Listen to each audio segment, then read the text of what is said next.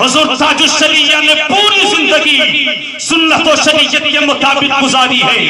اگر آپ نے فلائٹ پہ سفر کیا ہوگا اور مجھے یقین ہے کہ یہاں کے لوگ بہت سارے لوگ جہاز پہ چڑھے ہوں گے، حضور تاج الشریعہ کا غیر ملکی دورہ ہے، باہر کے سفر پہ ہے، حضور تاج الشریعہ کی آخری دور میں ان پہ نقاہت طاری ہو گئی تھی، کمزوری آ گئی تھی۔ حضور تاج الشریعہ فلائٹ پہ سوار ہونے کے لیے، حضور تاج الشریعہ جہاز پہ چڑھنے کے لیے فلائٹ کی سیڑھیوں سے دھیرے دھیرے حضور تاج الشریعہ فلائٹ پہ سوار ہو رہے تھے۔ اتنے میں ایک ایئر ہوسٹس آتی ہے، جسے یوں کہہ لیا جائے کہ ایک خاتون جو جہاز کی ملازمہ ہوا کرتی ہے، جو جہاز میں خدمت دیا کرتی ہے، وہ خاتون آگے بڑھتی ہے اور کہتی ہے بابا اگر آپ کی اجازت ہو جائے تو میں آپ کے ہاتھوں کو پکڑ کر کے، آپ کے بازو کو سنبھال کر کے، آپ کو لا کر کے اپنی سیٹ تک آپ کو پہنچا دوں۔ جب ایئر ہوسٹس نے حضور تاج الشریعہ سے اتنا کہا تھا، حضور تاج الشریعہ نے فرمایا تھا اے خاتون تو غیر محرم ہے، تو اپنے ہاتھوں کو میرے جسم سے کبھی ٹچ مت کرنا۔ وہ خاتون کہتی ہے بابا یہ تو میری ڈیوٹی ہے، یہ تو میری نوکری ہے، مجھے اسی کا پیسہ ملتا ہے کہ میں جہاز پر چڑھنے والے لوگوں کی مدد کروں، مجھے اسی کے لیے تنخواہ دی جاتی ہے۔ بابا آپ انکار مت کرو، مجھے آپ کو سہارا دینا ہے، آپ کو اپنی سیٹ تک مجھے بیٹھانا ہے۔ حضور تاج الشریعہ نے فرمایا اے خاتون تمہاری ڈیوٹی یہی ہے کہ تم سہارا دے کر کے لوگوں کو چڑھاؤ، تم لوگوں کے ہاتھوں کو پکڑ کر کے ان کے سیٹ تک پہنچاؤ، یہ تمہاری ڈیوٹی ہے، تم اپنی ڈیوٹی کرو۔ میں جو ہے اگرچہ تم جہاز کے نوکر ہو تو تم جہاز کی ڈیوٹی کر رہی ہو، میں کسی دنیا دار کا نوکر نہیں ہوں، میں تو مدینے کے تاجدار کا نوکر ہوں، میں مدینے کے تاجدار کا غلام ہوں۔ اے خاتون تو جہاز کی ڈیوٹی کر، مجھے مدینے والے سرکار کی ڈیوٹی۔ نعرہ تکبیر، نعرہ رسالت، تعلیمات حضور تاج الشریعہ، تعلیمات حضور تاج الشریعہ، غلامان حضور تاج الشریعہ۔ خاتون کہتی ہے بابا سمجھ میں نہیں آیا آپ کہنا کیا چاہتے ہو؟ تاج الشریعہ نے فرمایا نہیں سمجھی؟ بابا نہیں سمجھا۔ تاج الشریعہ فرماتے ہیں تو سن لے، تو ڈیوٹی کر رہی ہے ایک جہاز کی اور تیری خدمت یہی ہے کہ تو لوگوں کے بازوؤں کو پکڑ کر کے لوگوں کو سہارا دیتی ہو، تو اپنی ڈیوٹی کر رہی ہو۔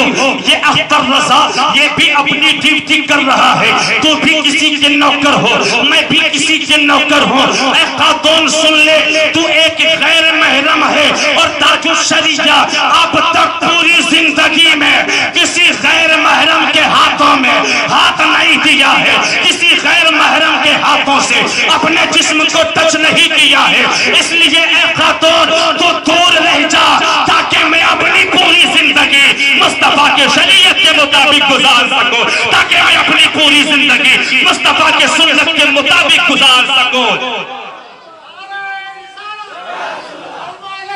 زندہ باد، زندہ باد، زندہ باد، زندہ باد۔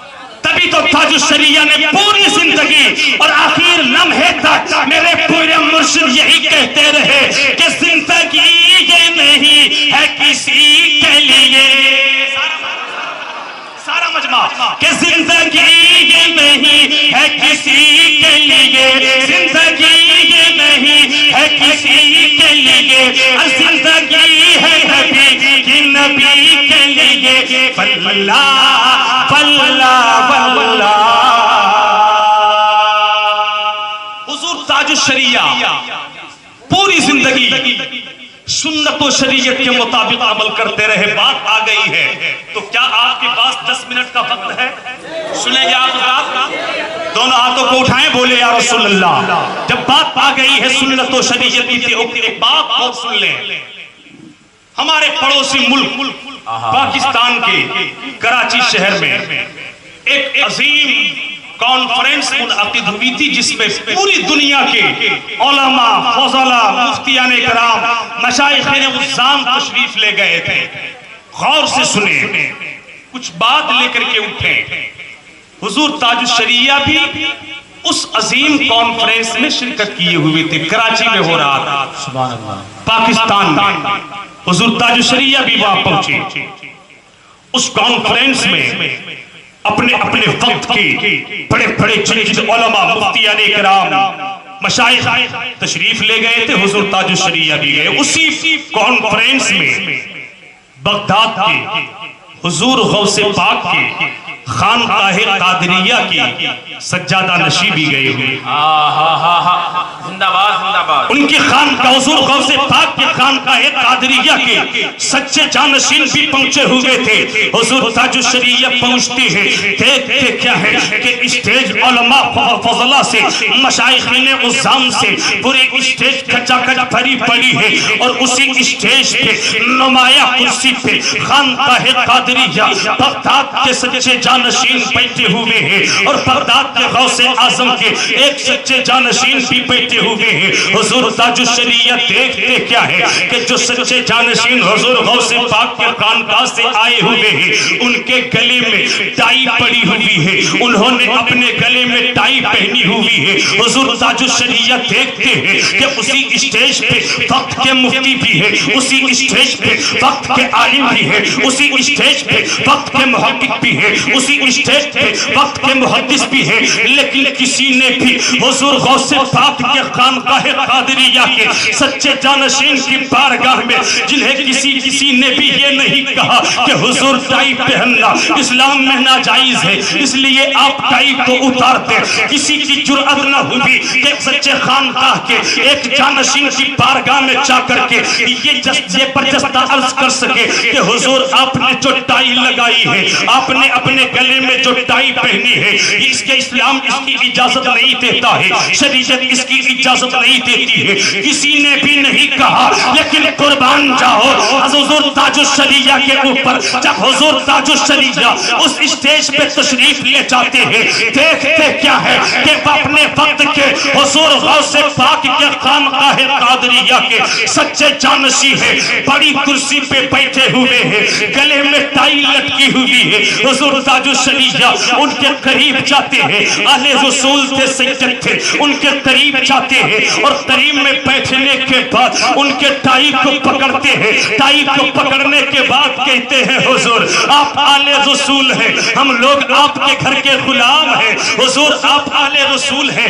ہم لوگ آپ کے گھر کے غلام ہیں۔ حضور آپ کے گھر کی تو یہ ریت نہیں ہے، حضور آپ کے گھر کا یہ رواج نہیں ہے، حضور آپ کے گھر کا یہ لباس نہیں ہے، حضور آپ کے گھر کا یہ کپڑا نہیں ہے۔ حضور آپ کو ایسا لباس پہننا چاہیے کہ زمانے کے لوگ دیکھیں تو انہیں لباس پہننے کا طریقہ معلوم ہو جائے۔ حضور آپ کو ایسا کپڑا پہننا چاہیے کہ اگر دنیا کے لوگ دیکھ لیں تو انہیں کپڑا پہننے کا طریقہ معلوم ہو جائے۔ قسم خدا کی حضور تاج الشریعہ نے صرف اتنا کہا تھا، بغداد کے خانقاہ قادریہ کے اس عظیم سجادہ نشین نے اپنے گلے سے ٹائی کو اتار کے پھینکا تھا، اور اس نے کہا تھا کہ اے لوگوں اب تک میں نے بڑے پیروں کو دیکھا ہے، اب تک میں نے بڑے پیروں کی باتوں کو سنا ہے، لیکن اب تک کسی بھی پیر کی باتوں میں وہ اثر نہیں تھا، کسی بھی پیر کی باتوں میں وہ تاثیر نہیں تھی۔ حضور تاج الشریعہ نے